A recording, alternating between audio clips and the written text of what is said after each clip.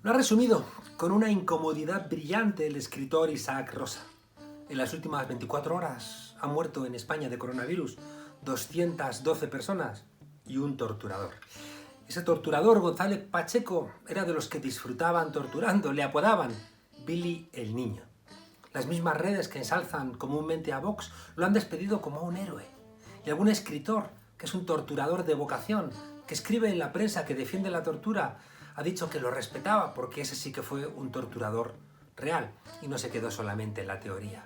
En España, José Bueno, cuando era ministro de Defensa, invitó a pasear por la Castellana un 12 de octubre a un republicano español, de esos que liberaron París con la 9 en 1944, y a un combatiente de la División Azul, de esos que pelearon al lado de Hitler. Fue un error porque no eran iguales y porque unos no solamente pelearon por la democracia mientras que los otros peleaban contra la democracia, sino porque los franquistas nunca han pedido perdón por el golpe de Estado de 1936. En Alemania, a los que atentaron contra Hitler les celebran como héroes nacionales y la presidenta de Alemania los recuerda con orgullo. Torturadores como Heydrich fueron ejecutados por Kubis y Gabich, son hoy héroes nacionales checos. Una de las cosas que más ayudó a restañar las heridas después de ETA fueron los encuentros entre las víctimas y los verdugos, donde los victimarios pedían perdón a aquellos a los cuales les habían causado tanto daño. Entender por qué se causó tanto dolor ayuda a amainar la pena, a colocarla en otro lugar. Permite empezar de nuevo y dejar de tener ese lastre hacia la resignación y la culpa colgado del cuello. En España ningún torturador de la policía ha pedido nunca perdón.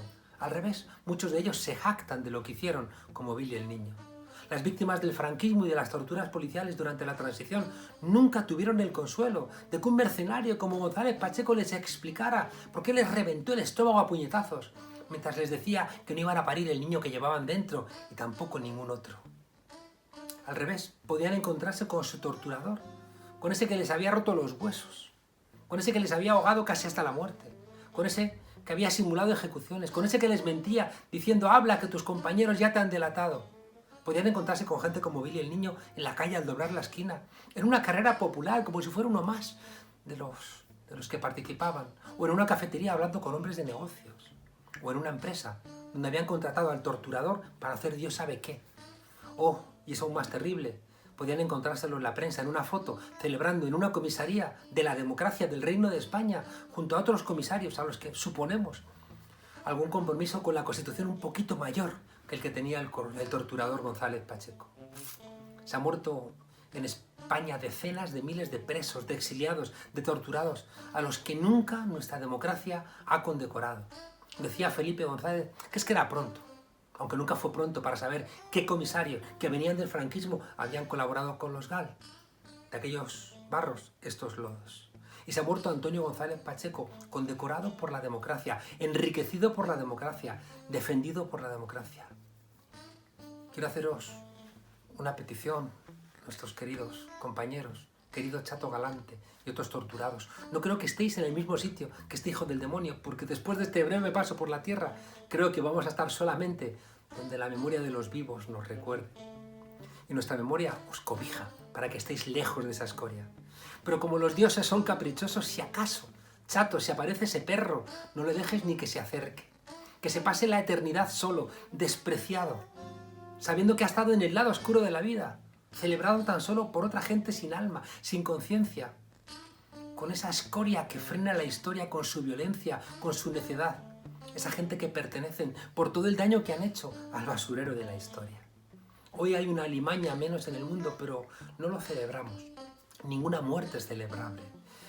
Pero me hubiera gustado verles sin sus honores, degradado, señalado como el miserable que fue, y que su juicio hubiera sido un homenaje a la verdad, a la justicia y a la reparación, que aún están pendientes en la España que nos ha dejado el emérito Juan Carlos I y su tutor Francisco Franco. Bienvenidos a la frontera desobedientes.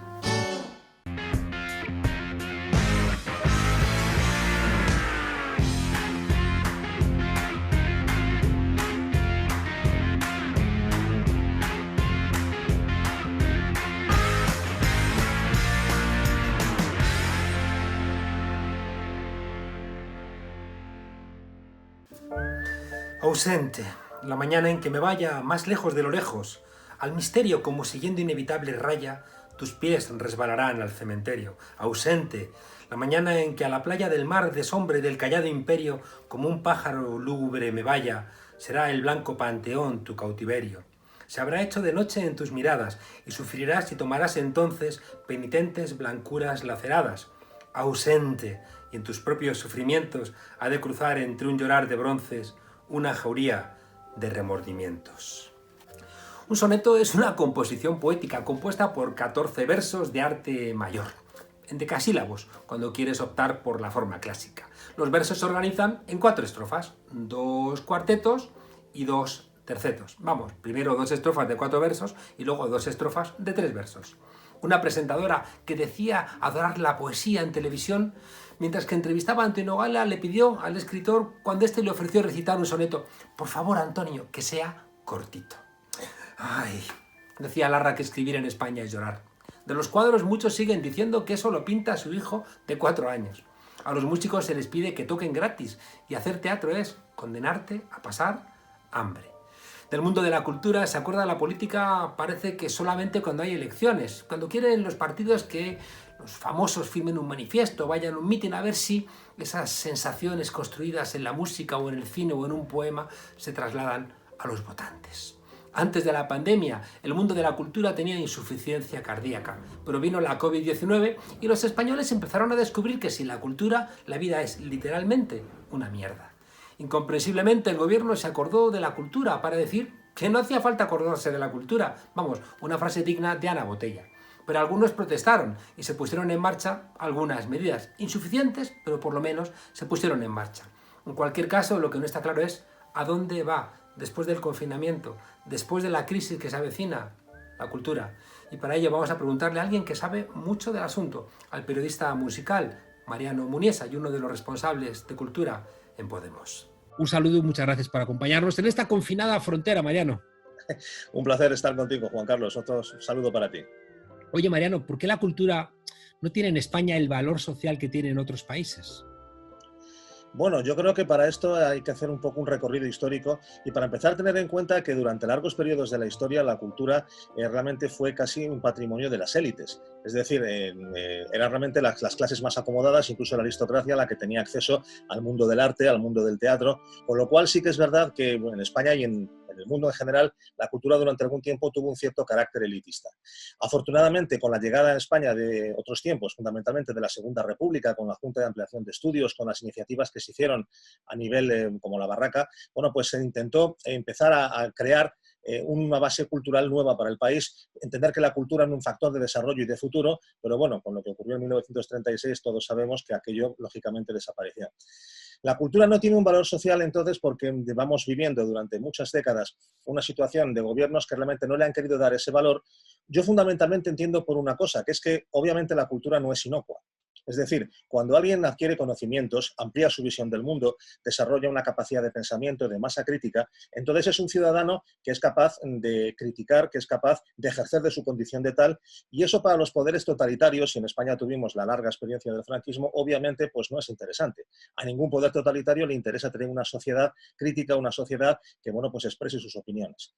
Entonces, claro, si tenemos cuenta que por el propio desarrollo social de España y por la propia, digamos, política de no apoyo a la cultura que ha habido desde los poderes públicos, pues encontramos con que realmente la cultura está poco valorada, no tiene, digamos, el valor social que tienen países como Francia o en Alemania, que le han declarado un bien de primera necesidad.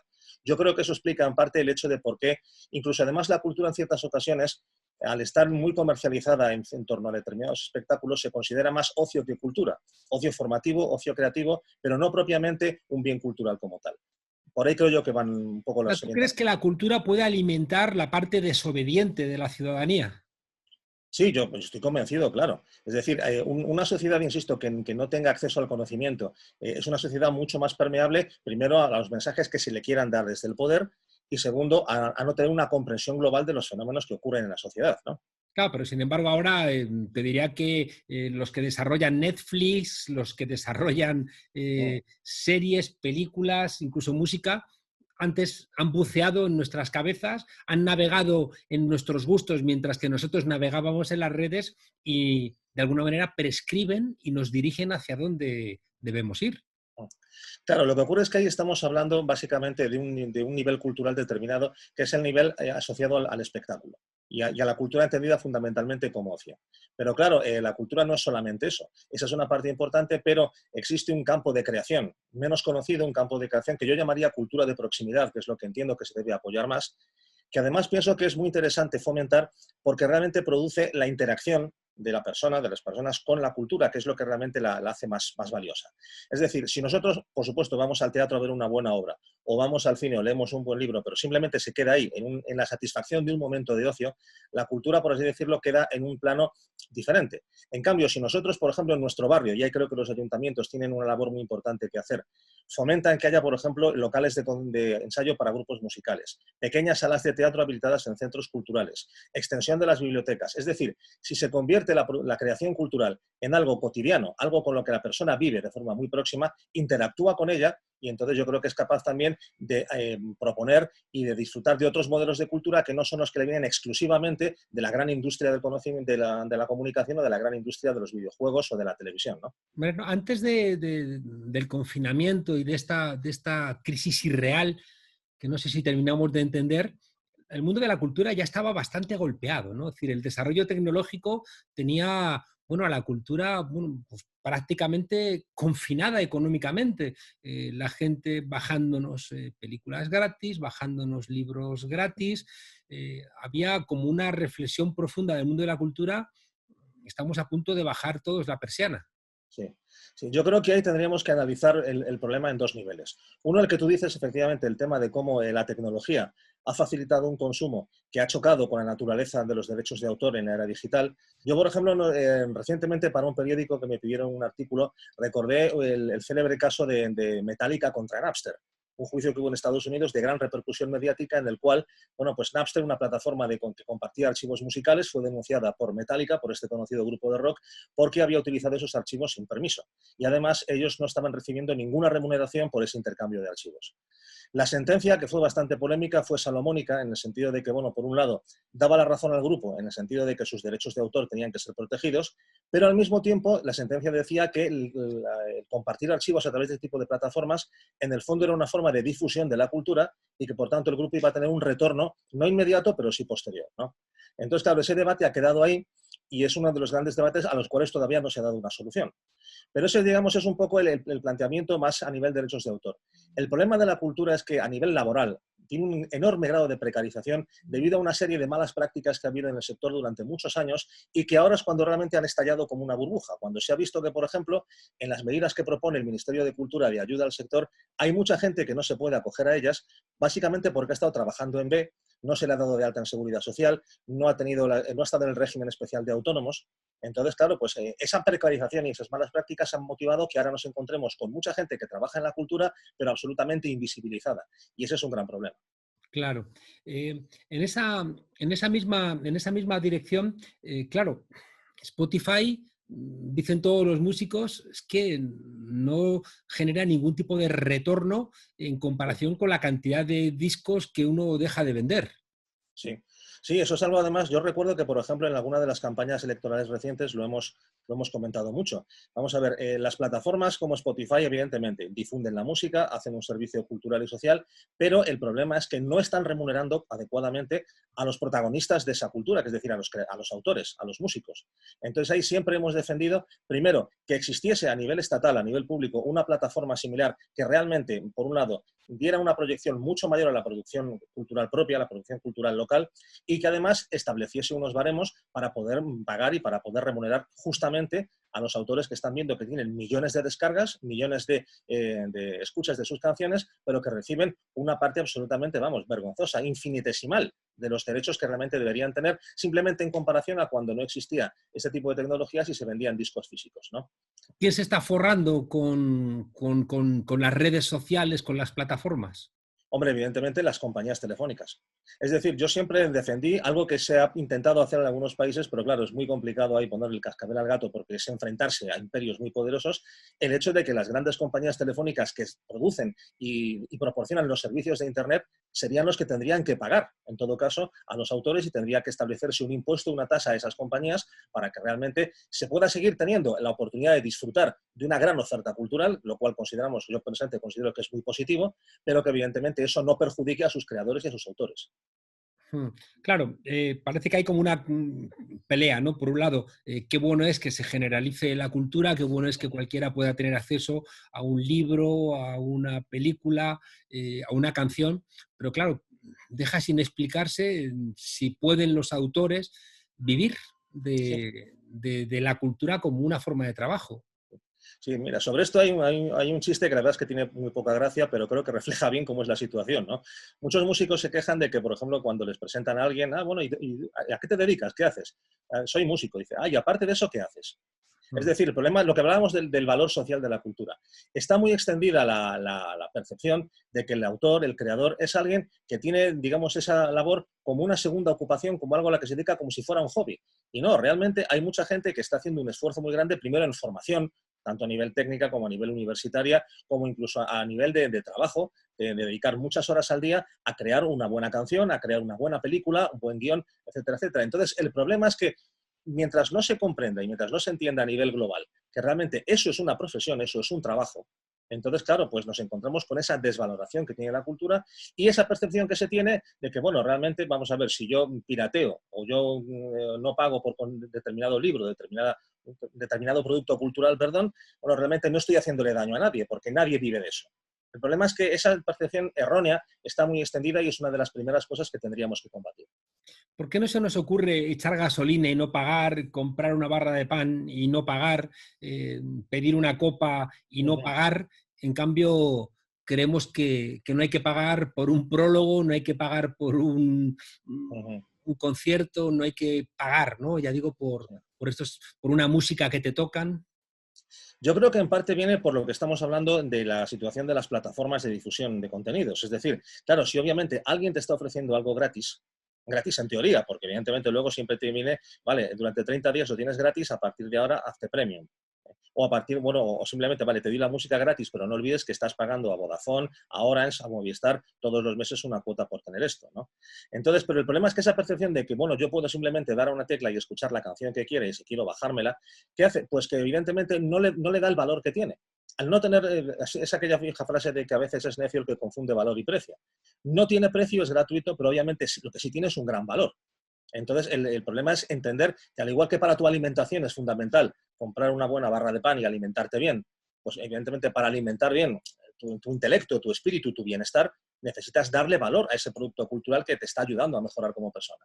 Claro, ahí yo le cuento a los alumnos que una buena traducción de un libro o un buen prólogo a un libro es radicalmente diferente a un libro mal traducido o que no te lo Pues, contextualizan, porque entonces no entiendes qué demonios estás leyendo, ¿no? Pero claro, ahí hace falta una editorial que paga claro. una persona para que esté bien redactado, esté bien traducido, esté bien hecho su prólogo. Pero claro, eso cuesta dinero y si no lo identificas, pues no quieres pagarlo.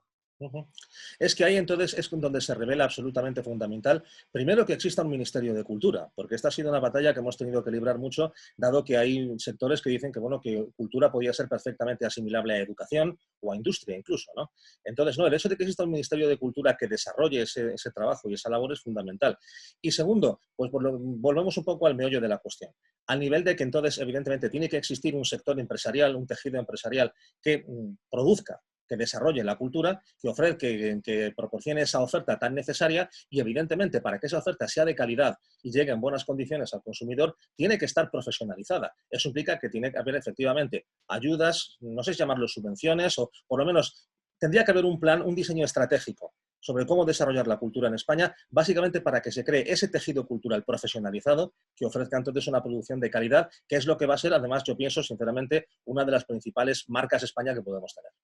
Desde la derecha siempre se critica la cultura de las subvenciones a la cultura. No critican las subvenciones a la banca o las subvenciones a las eléctricas, pero las subvenciones a a la cultura siempre forman parte de esa mirada, de alguna manera, despreciativa, ¿no?, del mundo cultural. Sí.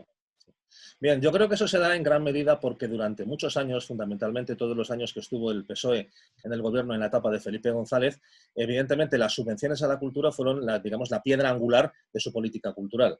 Entonces ahí, claro, lógicamente se aprovecha, digamos, ese arma arrojadiza como arma de, digamos, de confrontación política. Lo que ocurre es que, vamos a ver, el tema de las subvenciones es un tema espinoso y complicado porque, igual que, por ejemplo, la cultura no puede sobrevivir exclusivamente a través del mercado, porque el mercado tiene sus propias leyes y además la ley del mercado es el beneficio, no es, digamos, el bienestar social general. También el problema es que la cultura subvencionada, de hecho, incluso ha creado ciertos modelos culturales clientelistas. Es decir, el hecho de decir, bueno, yo te doy una subvención, pero claro, como yo te doy una subvención y te permito trabajar y te permito que desarrolles tu actividad, en cierta manera puedo condicionar tu libertad o puedo condicionar, por así decirlo, la orientación que tú le quieres dar a lo que estás haciendo. Encontrar un modelo que, por un lado, sirva de ayuda al creador, que sea de ayuda al sector cultural, pero que no condicione, tanto como puede condicionar una política de subvenciones, su libertad, yo creo que es el gran reto que tenemos delante. Y en ese sentido me parece que es muy importante, y yo aplaudo mucho el hecho de que haya un cambio de paradigma cultural, incluso también por parte del propio sector. Es decir, que el propio sector entienda que las políticas de subvenciones no son eficaces al 100% y que tienen que combinarse con un desarrollo, lo que decía antes, de un plan estratégico en el cual los sectores tengan la suficiente capacidad de poderse alimentar a sí mismos, de poder crear la suficiente cantidad de ingresos como para estar dignamente profesionalizados. Para despedirnos, ¿qué habría que hacer ahora para que el post-COVID-19 no fuera, pues eso, un cementerio para el mundo cultural? Bien. Bueno, en primer lugar hemos tenido, tú lo comentabas en la presentación, una rectificación del Ministerio de Cultura, que yo creo que es algo que tenemos que poner en valor, porque no es muy habitual que un ministerio, cuando toma una decisión, si ve que ha habido una presión social en contra importante, como la que se produjo con el apagón cultural del mes de abril, bueno, pues rectifique y al menos intente variar el rumbo. Yo creo que eso hay que ponerlo en valor. Pero evidentemente, por ejemplo, el decreto de ayudas que ha emitido el Ministerio de Cultura es un punto de partida, no un punto de llegada. Todavía hay una serie de colectivos que no pueden acogerse a esas medidas. Algunos planteamientos que hace son bastante inconcretos, no están bien realmente desarrollados. Entonces, por un lado, creo que es importante que el sector, que ha demostrado tener una capacidad de movilización mayor de la que se pensaba, porque a la cultura siempre se le ha achacado el hecho de que era un sector poco dado a organizarse, poco dado a sindicarse, sin embargo, esta vez ha reaccionado con mucha fuerza. Mariano, la última vez que se organizaron para no a la guerra, la que le cayó al mundo de la cultura encima. Exactamente. Bueno, pues mira, en este aspecto tenemos una buena noticia, ¿no? La cultura en ese aspecto también se ha empoderado de su condición reivindicativa. Entonces yo creo que es muy importante que, por ejemplo, a través de medidas como la renta básica universal o una renta compensatoria para los periodos de estacionalidad, de intermitencia, es una reivindicación que el sector tiene que hacer y que yo creo que tenemos que apoyar quienes defendemos la cultura. En ese sentido, será posible, digamos, que una vez que pase pues, todo este periodo y que volvamos poco a poco a ir recuperando los hábitos normales de consumo, bueno, pues la cultura al menos, aunque obviamente va a tener un perjuicio que ya es posiblemente muy difícil de poder resolver, sí va a tener, por así decirlo, unas plataformas, unas bases por las cuales va a poder funcionar. Es decir, no se van a cerrar todos los teatros, no se van a cerrar las empresas, si hay efectivamente una política de ayudas y un plan de desarrollo del sector cultural más ambicioso de lo que hasta ahora se está haciendo. Mariano Muniesa, déjame que te plantee para irnos algo que siempre he pensado, y es que el mundo de la cultura creo que tiene que huir del clientelismo, por un lado, ¿no?, que ha sido algo que, como bien planteabas, hizo históricamente el Partido Socialista y el Partido Popular, y al mismo tiempo tiene que huir del favoritismo que les impide, ¿no?, volar y desarrollarse. Creo que el mundo de la cultura seguramente funcionará cuando la sociedad lo respete, ¿no? Y mientras que la sociedad no respete, no mime, no cuide a su mundo cultural, no sé si va a ser factible, ¿no?, que haya medidas administrativas o de otro tipo para intentar convertir al mundo cultural en algo que la sociedad no está dispuesta a asumir. Sí, sí.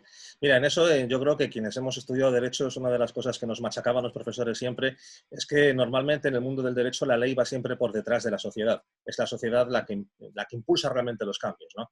Entonces sí, yo coincido contigo. Obviamente es importante que haya una serie de medidas fundamentalmente económicas y laborales destinadas a proteger el sector.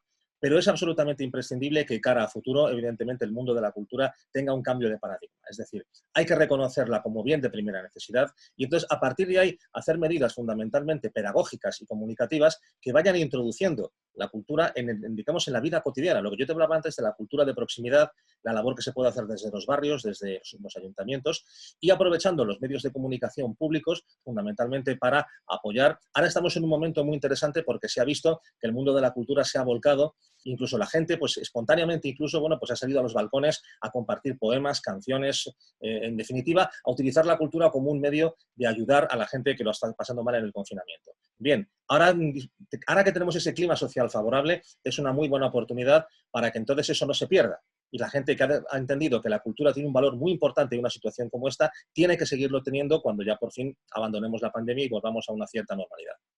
¿Y se oxigenará en algún momento la SGAE? Porque parece que ese pantano no tiene mucho oxígeno por debajo. Mira, a mí por lo que me llegan por varios colectivos de autores, hay mucha gente que da a la SGAE definitivamente ya por irresoluble. E incluso hay quien afirma que su situación económica ya es tan inviable que únicamente le queda echar el cierre. De hecho, puedo decirte que hay incluso colectivos que ya están pensando en la organización y están incluso poniéndose en contacto con sociedades de gestión de otros países para que sean reconocidas. SEDA es una de ellas, por ejemplo, porque bueno, pues la situación de la Sociedad General de Autores, mucha gente se teme que ya no tiene solución posible.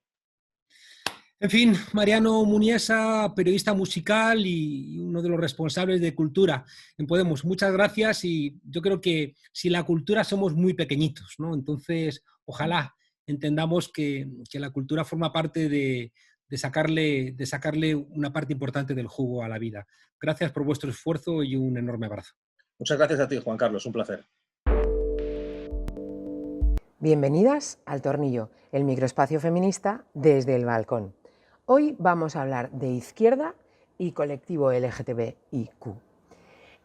Lo primero, bueno, es un debate que se abre periódicamente, ¿no? Si las reivindicaciones del colectivo LGTBIQ están necesariamente marcados en las propuestas ideológicas de izquierdas.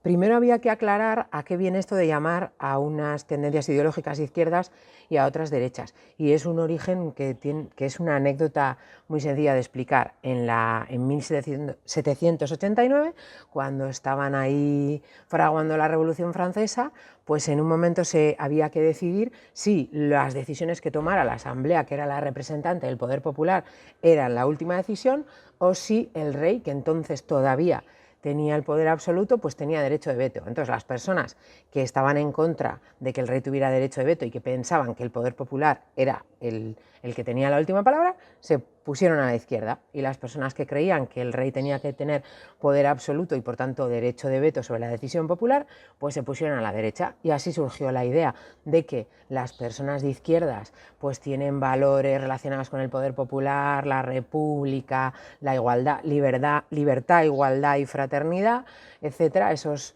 lemas de la tradicionalmente de izquierdas, y la derecha pues los valores tradicionales, el capital, el poder y los recursos en las élites, las tradiciones, la religión, etcétera, y los derivados que han venido después.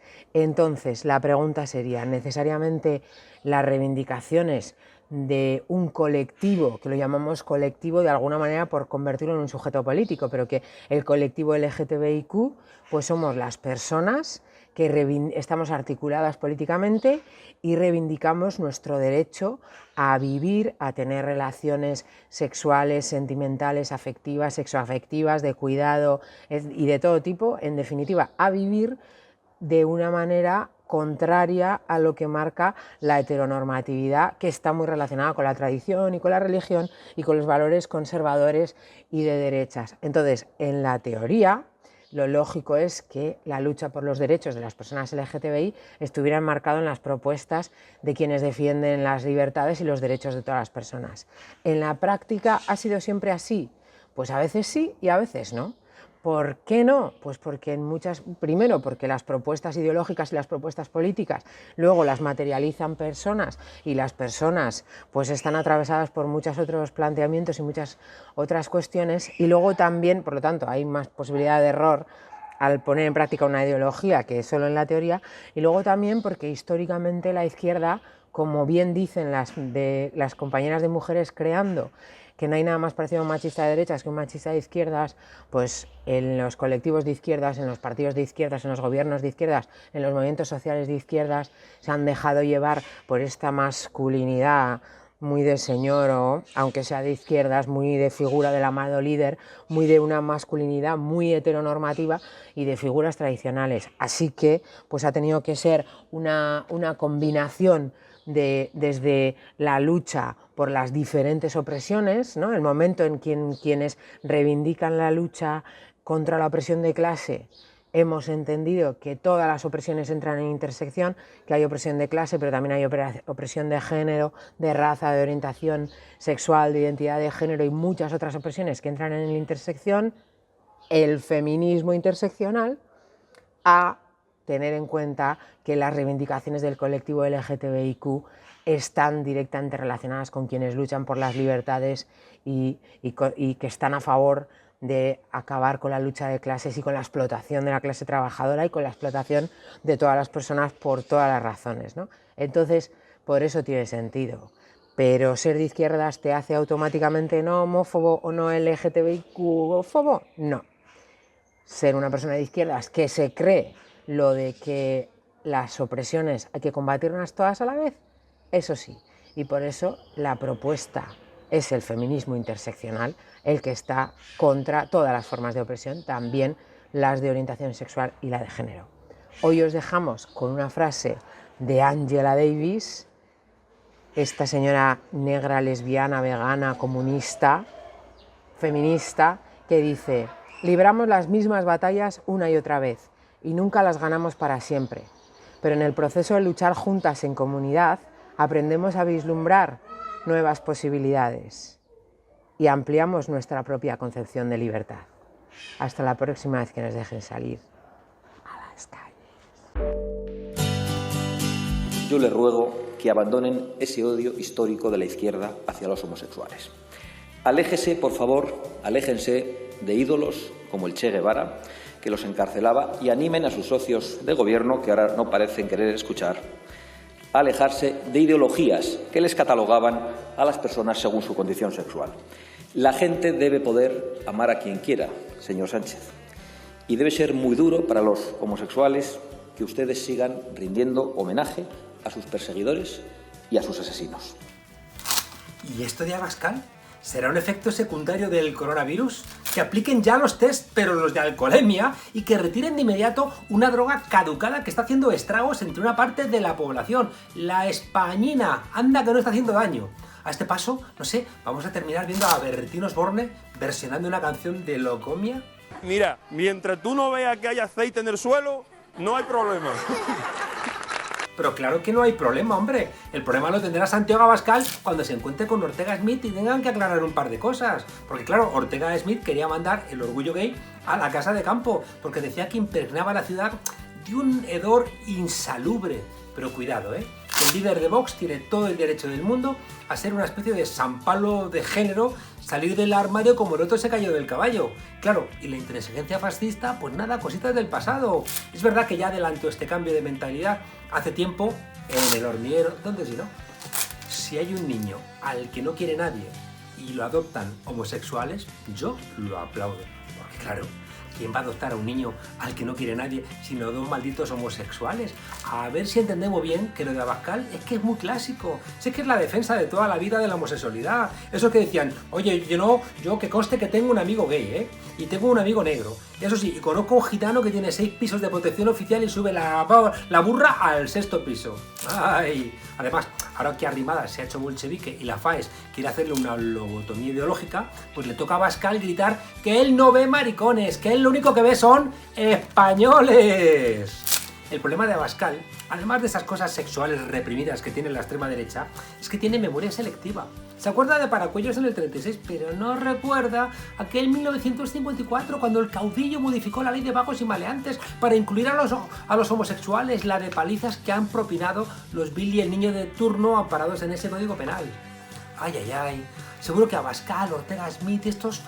eran los niños malotes que hacían imposible la vida a los niños afeminados, maricones en el colegio. Cosas veredes, amigo Sancho.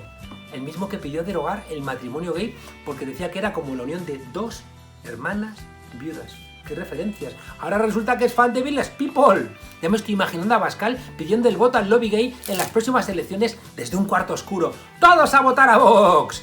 Ya veo a Abascal gritando a Maroto, sí, tú eres gay, pero tú eres un gay acomplejado, no como nosotros, que tenemos anticuerpos anti-gay españoles. Porque a Lorca, hay que decirlo, lo mataron los rojos por gay, después de que dinamitaron Guernica. Y otra cosa, que no lo ha contado, pero ya lo voy a contar, en mi chiringuito dábamos cursos de gay a fachas y por eso nos cundió tan poquito bien Abascal. Y si todo esto no basta, vamos a ir a la cabalgata del orgullo montados en Babieca, que me ha aprendido el nombre del caballo del Cid en el libro de Pérez Reverte. Y por cierto, a Pérez Reverte le voy a quitar yo a él a hostias esas cosas que tiene de académico poco gay, porque Pérez Reverte tiene que hacerse gay por la gloria de mi madre. Y mariquita el último. ¡Hasta mañana, desobedientes!